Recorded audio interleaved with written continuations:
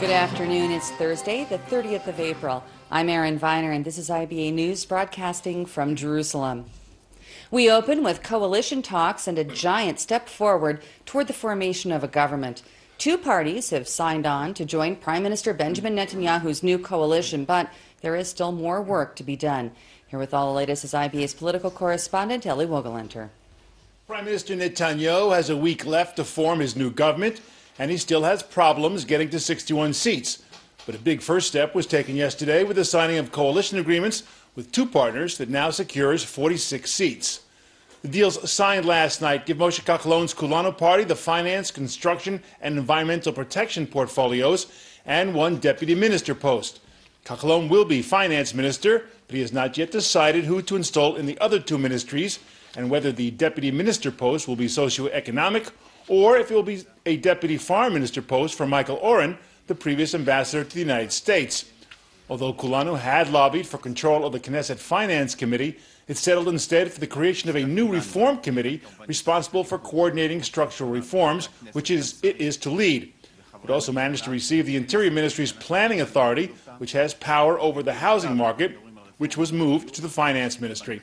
Netanyahu praised Kahlon, saying, "We promised during the election campaign to lower the cost of housing and the cost of living, to implement a number of reforms, and to continue to improve Israel's economy."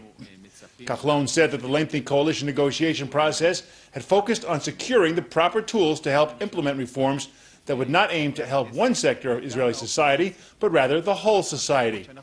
But one sector of society is about to be helped, and in a very pointed way. That would be Netanyahu's other partner at the moment, United Torah Judaism. The agreement with UTJ calls for Yaakov Litzman to be Deputy Health Minister with no minister above him, while Moshe Gafni will head the Knesset Finance Committee and Mayor Porsche will be Deputy Education Minister. The deal with UTJ includes 87 clauses, including many that deal with religious issues. Most prominent among them is a commitment to effectively cancel the criminal sanctions to be levied on yeshiva students not reporting for the draft.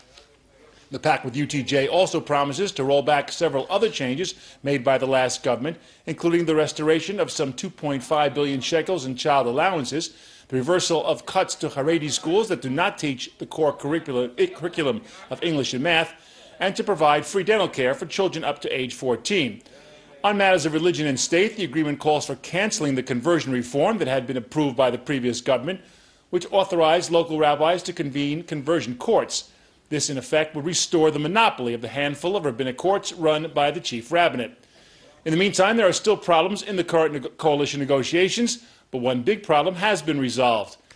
Shas Chairman Aryeh Deri announced this morning that he no longer would seek the interior portfolio in the coalition negotiations.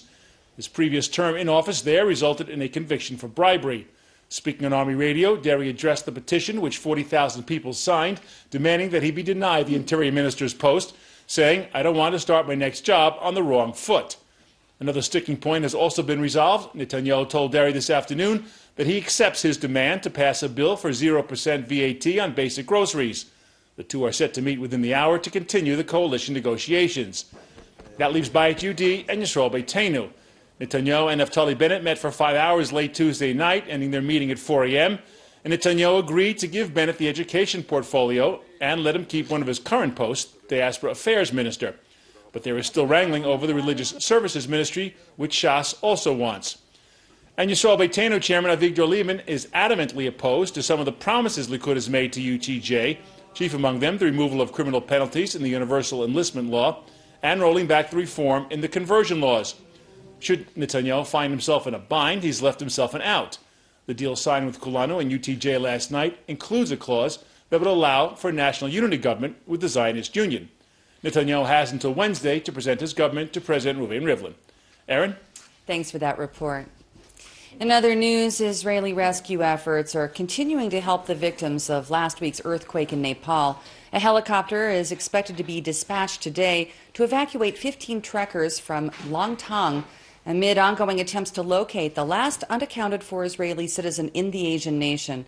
Meanwhile, Israel's field hospital is being flooded with Nepalese seeking treatment. IBA's Ari O'Sullivan brings us more in this report. In Kathmandu, a 15-year-old youth was pulled out alive from the rubble of a 7-story building by an American rescue unit 5 days after it collapsed. The dramatic rescue, however, was a sign that time is running out for finding any more live survivors of the earthquake, whose death toll has now surpassed 5,000. This new footage has appeared showing the moment of the earthquake and a building collapsing on the main road.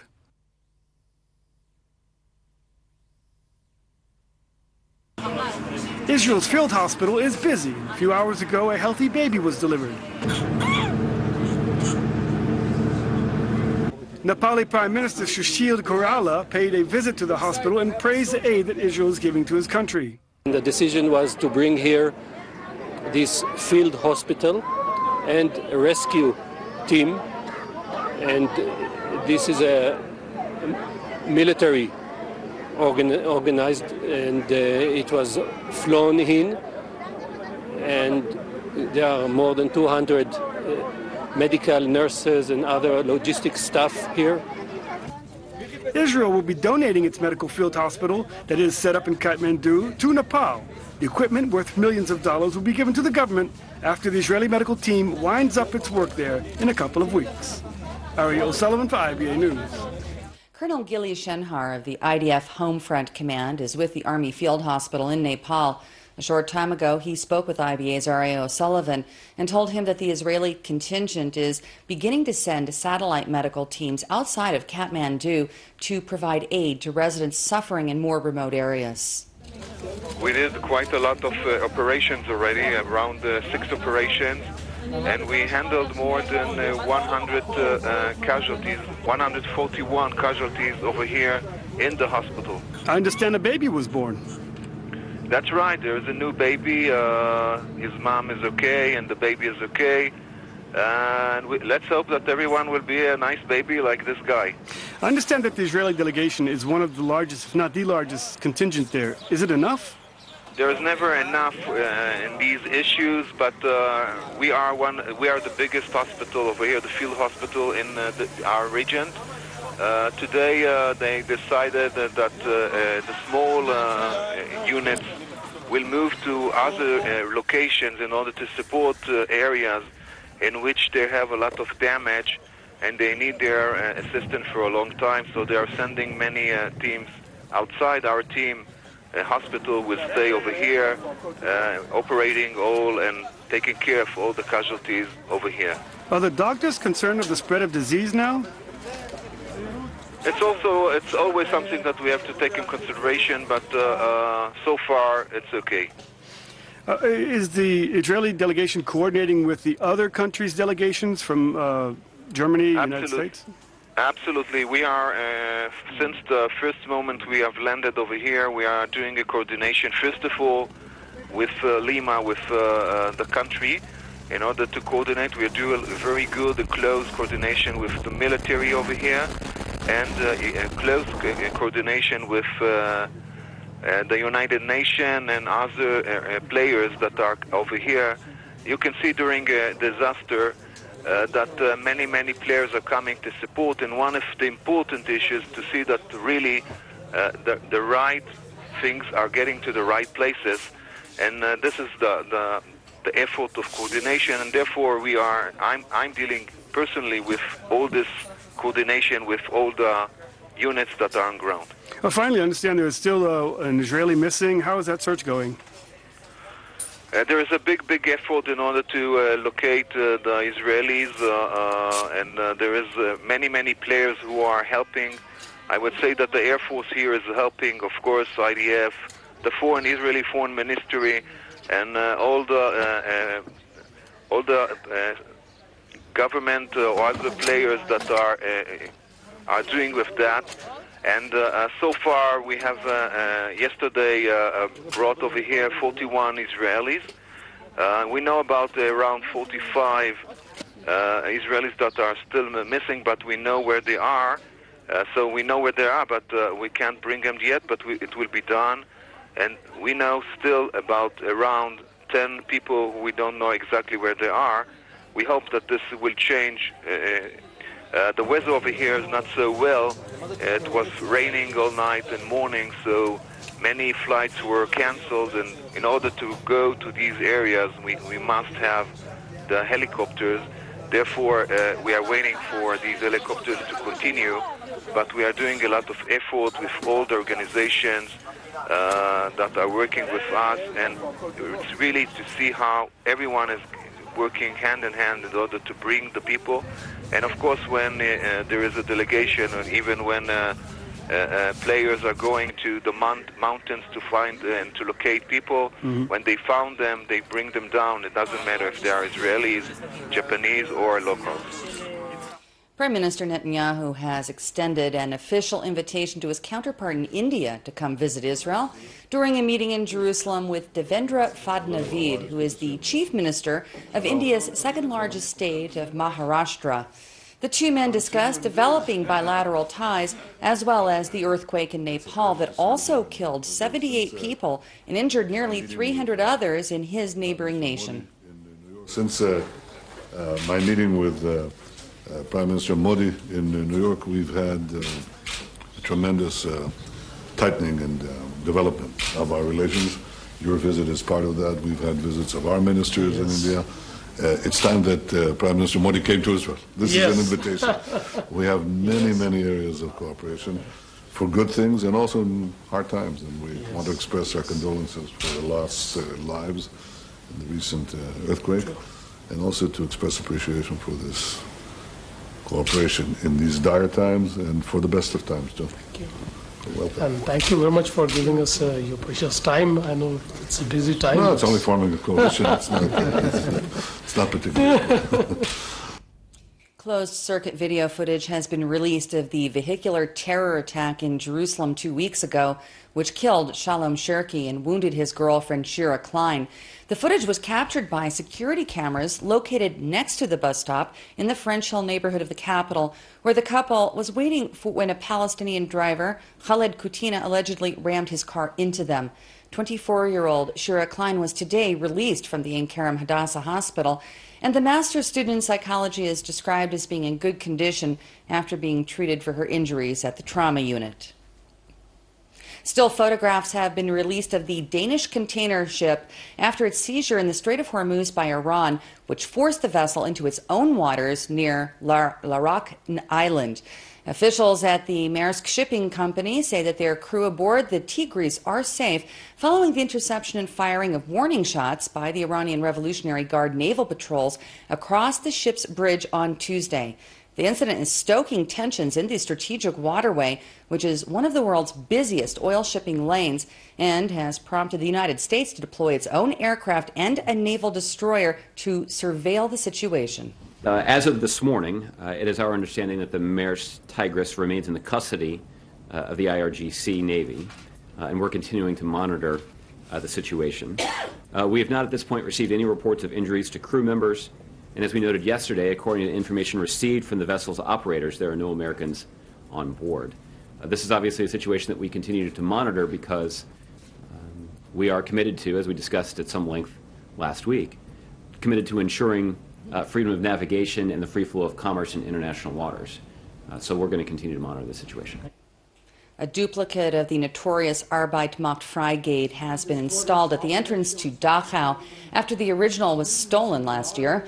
During the Second World War, more than 200,000 people were held at the German concentration camp, which was set up just weeks after Adolf Hitler took power in 1933. 41,000 inmates died there. While it was intentionally designed to detain political rivals, it became the prototype for the mass network of death camps where 6 million Jews were murdered. A local blacksmith born in the town replicated the 1.87-meter-high original gate, which has yet to be recovered, and no one has been arrested for its theft. During the somber installation ceremony in the presence of German officials, Bavarian Minister Ludwig Spanle said that the sight of the words, "Work sets you free," demonstrates the deep level of the Third Reich's cynicism and dehumanization of their victims. The director of the Bavarian Memorials Foundation said that the sign reveals contempt for mankind, marking the entrance to hell on earth. Chancellor Angela Merkel was the first German leader to visit Dachau in 2013, and she will return this coming Sunday for the 70th anniversary of the camp's liberation by American troops. Turning to New York, where more than 60 people have been arrested after a march against police violence turned ugly. After about 1,000 people gathered in Union Square, some of them tried to cross barriers and block the Holland Tunnel. The Manhattan March was one of many demonstrations held across the United States against the most recent death of an unarmed black man by police. 25-year-old Freddie Gray died April 19th, 1 week after being in jail under circumstances yet to be established, leading many to accuse law enforcement officials of racial profiling and abuse of power. Order has largely been reinstated in the Maryland city of Baltimore after 2 days of rioting that saw the burning of 19 buildings, dozens of cars, and widespread looting. Several protesters in New York spoke to reporters about their motivations in attending the rally. I understand their frustration. It's kind of like when you're an oppressed people, it's kind of like you're in a pressure cooker. And when a lot of pressure happens, eventually things blow up and you can't really control where the shrapnel happens. So I empathize and I understand where they're coming from, but at the end of the day, it's our communities, and so we need to find a better way to get to the source of our problems. I know there are good cops out there. I have good cops in my family.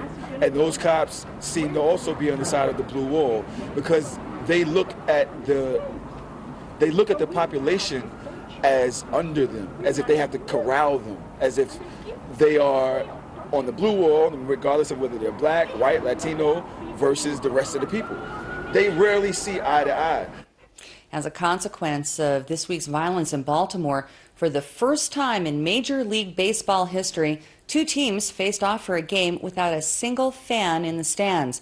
The hometown Baltimore Orioles took on the Chicago White Sox at the city's downtown Camden Yards Stadium, which was closed to the public after authorities felt that it would be too difficult to meet the necessary safety requirements. Two of the previous games had been postponed, and some die-hard fans were so determined to see this one that they either gathered outside the closed gates or even rented nearby hotel rooms within sight of the play, which authorities had to move up by 5 hours to comply with the week-long curfew imposed in Maryland's largest city. The few people who were inside described it as an eerie experience to hear the national anthem ring out before a sea of 45,971 empty seats. But the absence of supporters, vendors, cheers, and even the occasional boos from the other side failed to negatively impact the home team, and the Orioles pounded the visitors from Chicago 8-2 in what announcers described as one of the strangest big league games ever played. You know, talking to the players, try to stay focused in the competition, of us trying to get selfishly to where we want to be at the end of the season. But he also, I talked to him about the people going to be sitting around our city. I understand the country and whatever, but sitting around our city watching this game, you know, how many things have really gone on normal here in the last few days in our society. This week, members of the Druze faith around the world celebrated their Nabi Shu'aib holiday. This year holds additional excitement for the local community due to a stunning recent archaeological find. We find out more in this report from IBA's Dennis Zen. To coincide with the Druze festival, Nabi Shu'aib, which is taking place this week, the Israeli Antiquities Authority, together with the Israeli Druze leadership, mounted an exhibition of rare coins discovered off the coast of Caesarea. Thousands attended the opening, where the Druze community honored the divers who found the treasure. It started out as a routine excursion for the 5 members of the Israeli Scuba Club, but within a short time, in the darkness of 12 meters below sea level, they were propelled into an adventure usually experienced by Indiana Jones-type explorers. Diver Chagai Nativ said that he suddenly noticed 2 gleaming discs on the seabed that looked like penny coin chocolate wrappers. Further investigation showed that these were not chocolates, but rather ancient coins, part of a larger cache. In all, 2,580 pure gold coins weighing some 7.5 kilograms were uncovered. The value of the find is priceless. An uproar of excitement rippled through the Druze community throughout the world when the Antiquities Authority announced that each coin bears the signature of the founder of the Druze faith, El-Hakim bin Rila, which means the ruler in the name of God. Israeli researchers believe that the coins, which are in mint condition, were lost at sea over 1,000 years ago when a ship owned by the Caliphate rulers of the region at the time sank off the port of Caesarea.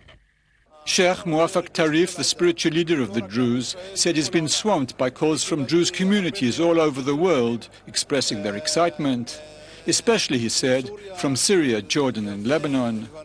Sheikh Ali Alman of the Yarka village said he is speechless, that he is so excited that his hair is on end. And Sheikh Azadin of Kfar Marmar said that at last he has something tangible that connects him with his past and the history of his faith. And the divers, now charged with success and glory, said that they're heading back to the ocean for further adventure, because they said one find surely means there's another. Dennis Zinn, IBA News. Now taking a look at local finance, and the shekel today put in a mixed performance in foreign currency trading, as did share prices on the Tel Aviv Stock Exchange. Here's a look at the afternoon numbers.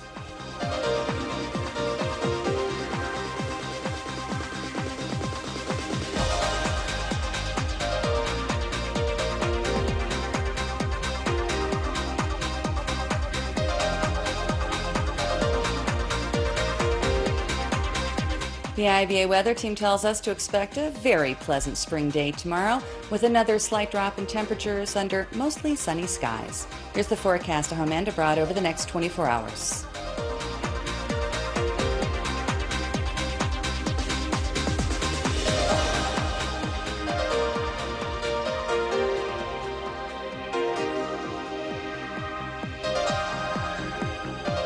Thank you for being with us this afternoon. Hope you'll join us again tomorrow, same time, same channel, when I'll be back with the latest breaking news from Israel. I'm Erin Viner, wishing you a great evening and shalom from Jerusalem.